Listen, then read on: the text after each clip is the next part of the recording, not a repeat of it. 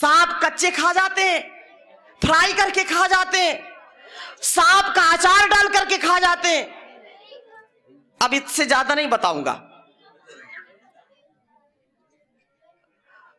आहार शुद्ध नहीं है तो विचार भी कभी शुद्ध नहीं होगा और व्यक्ति कभी भी स्वस्थ नहीं होगा।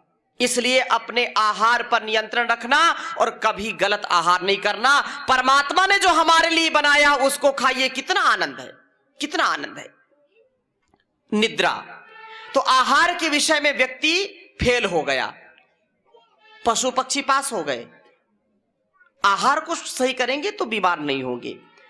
निद्रा, मनुष्य जब मनाए तब सो जाता है, लेकिन पशु पक्षी अपने समय से सोते हैं, समय से जागते हैं, है कि नहीं? मेरे साथ बोलिए, अर्ध रोग हरि निद्रा, सर्व रोग हरि क्षुधा। इसका आशय क्या है? अगर आपको नींद अच्छी आएगी तो आधी बीमारियां नहीं होंगी। नींद अच्छी आती नहीं, क्यों? मोबाइल देखते रहते रात रात भर, 1-1 बजे रात, 2-2 बजे रात तक, और फिर बोलते अनिद्रा की शिकायत हो गई। करवटें बदलते रहते, नींद नहीं आती।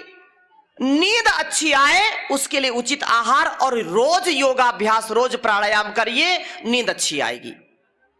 दूसरी बात, सर्वरोग हरि क्षुधा। भूख यदि अच्छी लगती है आपको, भोजन किया और पच गया, तो समझो आपको कोई रोग नहीं है। भोजन कर रहे हैं, पेट में गड़बड़ गुड़गुड़ चल रही है दिन भर, क्यों? क्योंकि पहले वाला भोजन हजम नहीं हुआ और उसके ऊपर खा लिया। अभी मैंने जब आरंभ किया तो क्या बोला? सर्वे भवन्तु सुखिनः, सर्वे सन्तु, बोलिए सर्वे सन्तु निरामया। ये जो आमय शब्द है ना विधायक जी, निरामया, जब आवश्यकता से ज्यादा आमय होता, आम हो जाता है ना, एसिड ज्यादा बनता है, खट्टी डकार आती है, भूख लगती नहीं, ये रोगों की जड़ है। क्या ये रोगों की जड़ है? इसलिए जितनी भूख हो उतना खाइए, कम खाइए, गम खाइए। लोग कहते हैं ना, कम खाइए, गम खाइए, सहन शक्ति बढ़ाइए। तो ये बड़ा ही कारगर उपाय है। अगर खट्टी डकार आने लगे तो अपना भोजन बंद कर दीजिए तुरंत, बहुत रोगों से बच जाएंगे। नहीं तो यूरिक एसिड बढ़ेगा, अर्थराइटिस होगी, पेट में भोजन सड़ेगा, कब्ज होगी, कोलाइटिस होगी, chronic colitis, ulcerative colitis, ulcer और कैंसर जैसी बीमारी हो जाती है। पाइल्स, फिस्टुला, फिशर जैसी बीमारी हो जाती है। इसलिए इतना खाइए जितना हजम हो जाए। खाया हुआ अपना नहीं है, पचाया हुआ अपना होता है। ऐसा नहीं कि ऊपर से खाया और नीचे सब निकल गया, 2, 4, 10 बार गए तो सब मामला गड़बड़ हो जाएगा। इसलिए योगाभ्यास करना और उचित आहार का सेवन करना और ब्रह्मचर्य का पालन करना। हमारी इंद्रियों पर हमारा नियंत्रण होना चाहिए और इंद्रियों पर, मन पर नियंत्रण उसी का रहेगा जो रोज योगाभ्यास करेगा। मन पर कंट्रोल का उपाय यही है, नहीं तो मन कंट्रोल में आता नहीं है। कोई वैक्सीन है क्या जो मन को कंट्रोल में कर पाए? बोलो ना। 8वें में कोई है क्या इंजेक्शन मैं लेकर के जाऊंगा कि मन कंट्रोल में आ जाए? कोई गोली, कोई कैप्सूल, कोई वटी, कोई घुट्टी नहीं है जो एक बार लिया और मन बिल्कुल शांत हो गया। कोई बनाया नहीं आज तक। एक ही उपाय है, ऋषियों ने कहा कि मन को कंट्रोल में करना है तो रोज प्राणायाम करो, क्योंकि जितना गहरा श्वास आप भरोगे, जितना गहरा श्वास छोड़ोगे, उतनी आपकी आयु बढ़ेगी, उतना आपका मन शांत रहेगा। याद रखना, जिनके श्वास जल्दी जल्दी चलते हैं ना, उनका मन कंट्रोल में कभी नहीं रहता और आयु भी नहीं बढ़ेगी, जल्दी ही राम नाम कछुआ देखा किसी ने? कछुआ, कछुआ देखा ना? कछुआ सबसे ज्यादा देर तक श्वास रोकता है और सबसे लंबी जिंदगी जीता है। 200, 300, 400 वर्ष जीता है वो कछुआ। इसलिए श्वासों पर नियंत्रण, श्वासों पर नियंत्रण करेंगे, अपने आप आयु बढ़ेगी।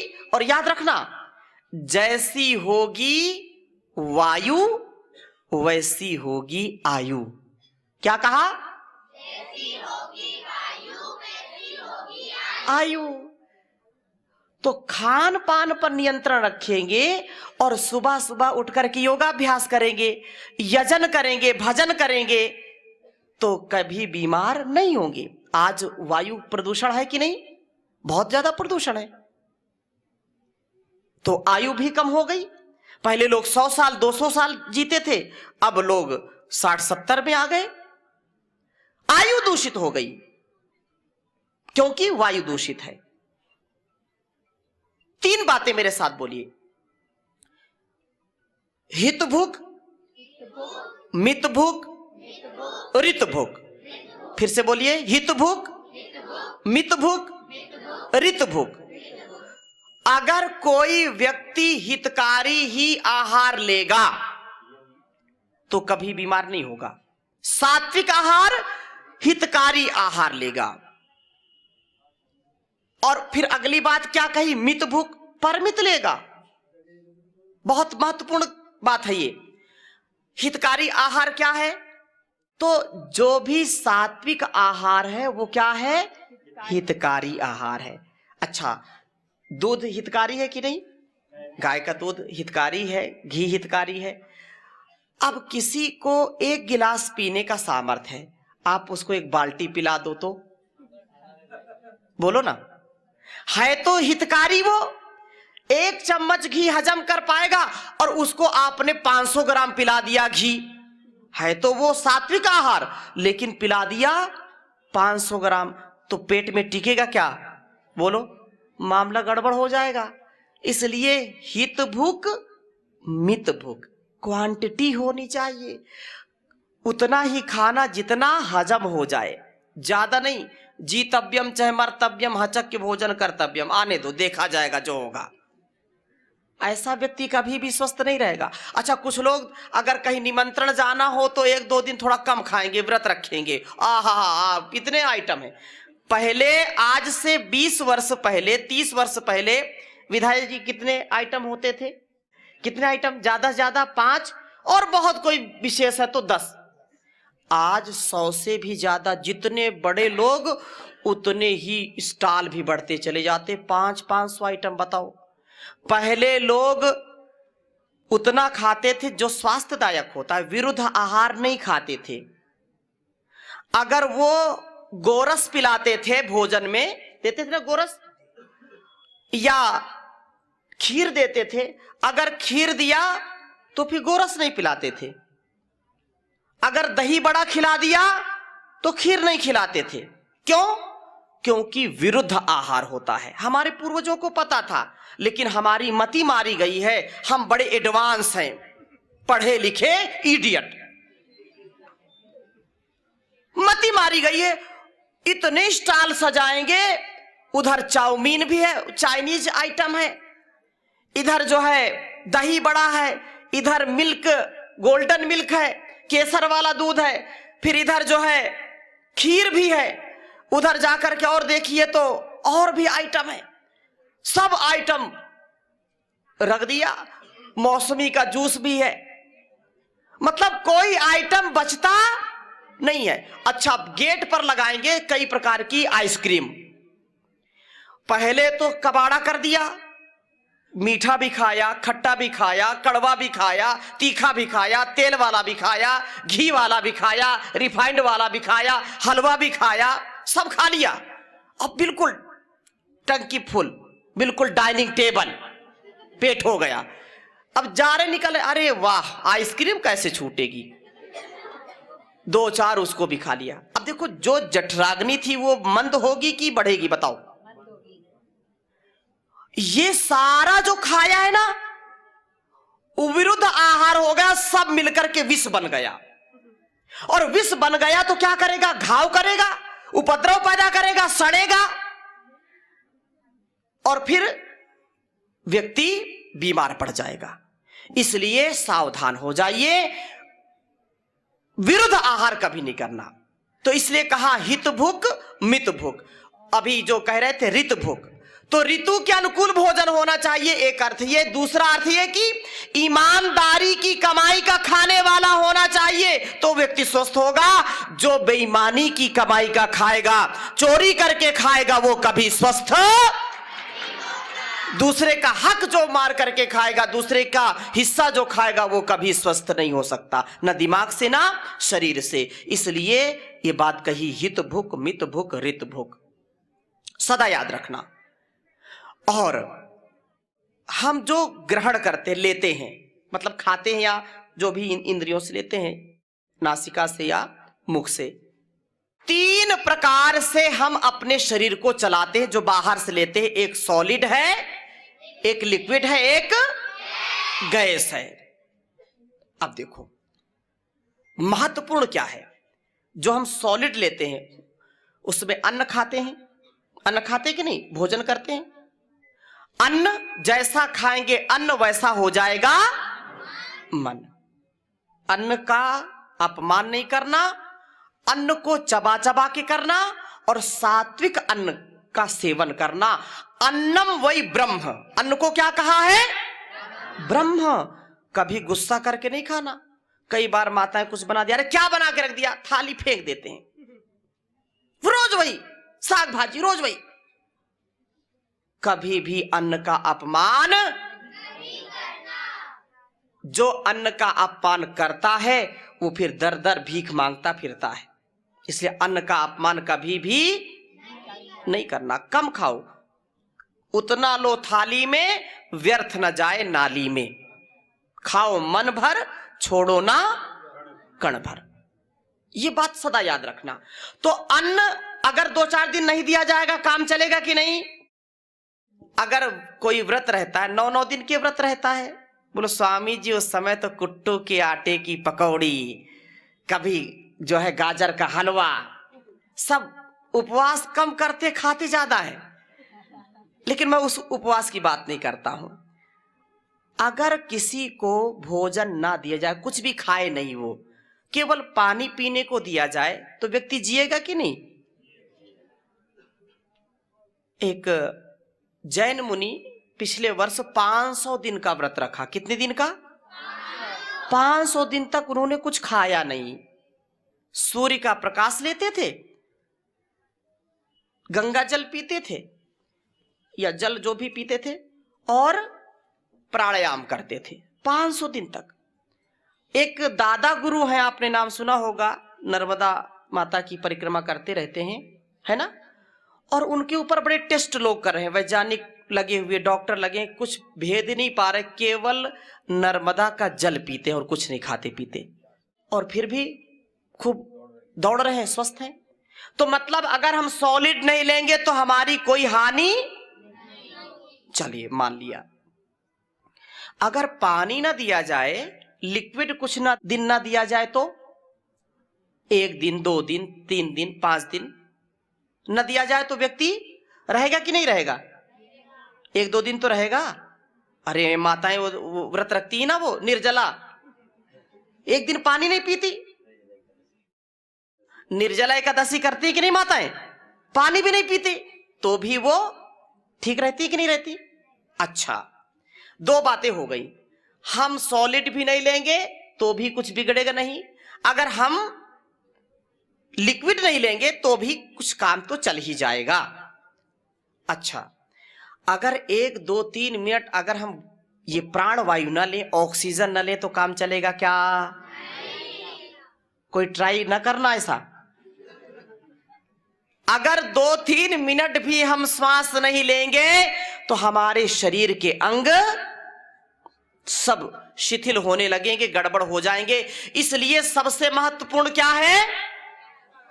बोलिए ना, श्वास लेना और छोड़ना। इसी को परम पूज्य योग ऋषि श्री स्वामी जी महाराज ने ये वेदों की विद्या को ये आयुर्वेद की विद्या को घर घर पहुंचा करके सब रोगों की दवा का एक ही उपाय है कि अपने श्वासों पर नियंत्रण आप रखिए, रोज प्राणायाम करिए और कराइए। ये सबसे बड़ी औषधि है, ये सबसे बड़ा हमारा साधन है अपने तन को मन को निरोगी रखने का। इसलिए कम से कम छोटे बच्चों को 5, 10, 20 मिनट का अभ्यास प्राणायाम का करना चाहिए और बड़ों को कम से कम आधा घंटे से 1 घंटा और ऐसे 2-2 घंटे का रोज अभ्यास करना। आवात वाही भेषजम विभात वाही यद्रपाह त्वम ही विश्व भेषजो देवानाम दूत ईयसे प्राणसिदम से सर्वम त्रिदिवी यत् प्रतिष्ठितम मातेव पुत्रान रक्षस्व श्रेष्ठ प्रजाम चा विदेहिनैति। ये प्राणवायु सबसे बड़ी औषधि है। ये हमारी रक्षा ऐसे करती है जैसे कि माँ अपने संतान की रक्षा करती है। तीनों लोकों का जो संपादन करती, तीनों लोकों को जो चलाती है वो है प्राणवायु। इसलिए प्राणवायु की अत्यंत ही महनीयता है, ये अत्यंत ही लाभकारी। इसलिए रोज योगा अभ्यास जरूर करिए। स्वस्थ रहना है तो स्वस्थ सब रहना चाहते हैं। कोई बीमार होना चाहता है क्या? कोई भी बीमार नहीं होना चाहता है। इसलिए आप इसका जरूर पालन करिए। और अति आहार, निरा आहार भी रोग का कारण है। ज्यादा खाना, अनहेल्दी फूड, अनहेल्दी थॉट, ये रोग के कारण है। गलत आहार, गलत विचार, गलत व्यवहार, ये रोग का कारण है। इससे अपने आप को बचाना है तो योगमय जीवन जीना पड़ेगा। और क्या बात कही कि यदि हमारा जो ओवर ईटिंग, जैसे भी कहा ना, ओवर ईटिंग और अनहेल्दी ईटिंग, पिज्जा,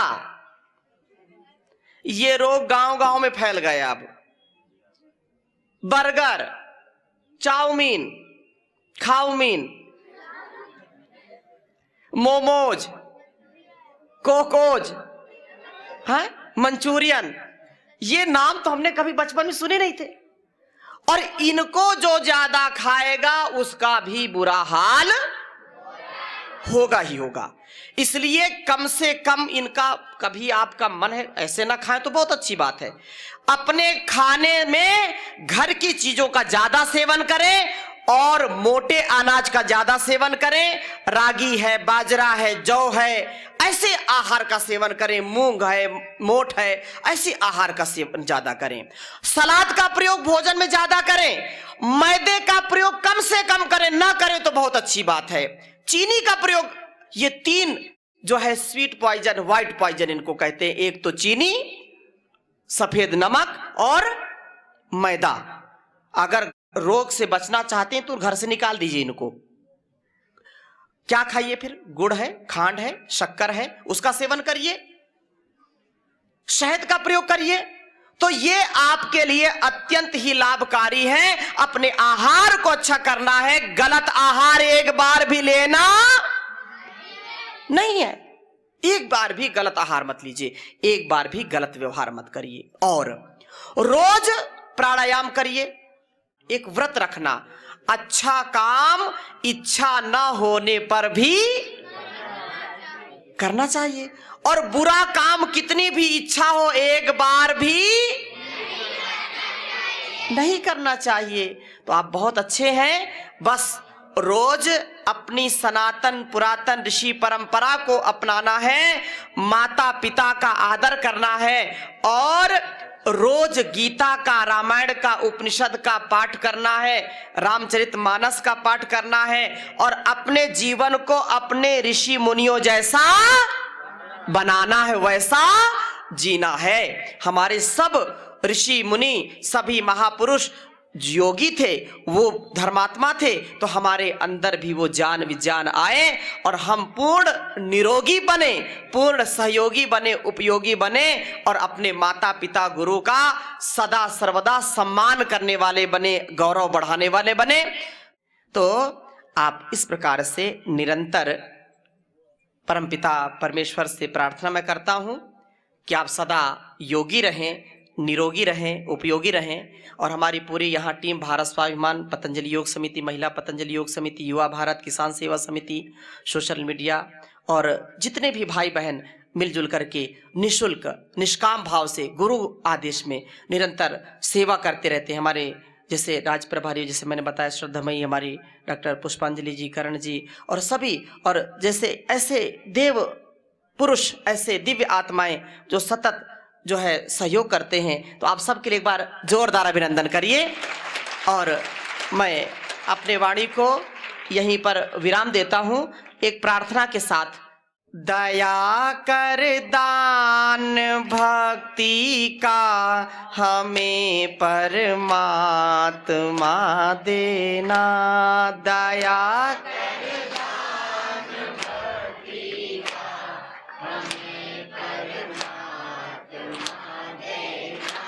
दया करना हमारी आत्मा में शुद्धता देना, दया करना हमारी आत्मा में शुद्धता देना।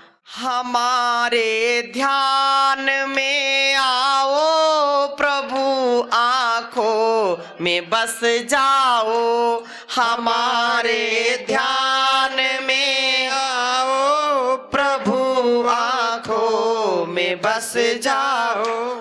अंधेरे दिल में आकर के परम ज्योति जला देना, दया कर दान भक्ति का हमें परमात्मा देना। बहा दो प्रेम की गंगा, दिलों में प्रेम का सागर, बहा दो प्रेम की गंगा, दिलों में प्रेम का सागर। हमें आपस में मिलजुल कर प्रभु रहना सिखा देना, हमें आपस में रहजुल कर प्रभु रहना सिखा देना। दया कर दान भक्ति का हमें परमात्मा देना। हमारा धर्म हो सेवा, हमारा कर्म हो सेवा, हमारा धर्म हो सेवा, हमारा कर्म हो सेवा। सदा ईमान हो सेवा, वह सेवक चल बना देना, सदा ईमान हो सेवा, वचन से अगल बना देना। दया कर दान भक्ति का हमें परमात्मा देना। वतन के वास्ते जीना, वतन के वास्ते मरना, वतन के वास्ते जीना, वतन के वास्ते मरना। वतन पे जा फिदा करना, प्रभु हमको सिखा देना, वतन पर जा फिदा करना, प्रभु हमको सिखा देना। दया कर दान भक्ति का हमें परमात्मा देना, दया करना हमारी आत्मा में शुद्धता देना, दया कर दान भक्ति का हमें परमात्मा देना। बोलिए सच्चिदानंद भगवान की जय। भारत माता की जय। वंदे मातरम। वंदे मातरम। करो योग रहो निरोग। करो योग रहो निरोग। घर घर जाएंगे सबको योग सिखाएंगे, घर घर जाएंगे, सबको योग सिखाएंगे, स्वदेशी अपनाएंगे, देश को बचाएंगे। जय श्री राम। जय जय श्री राम।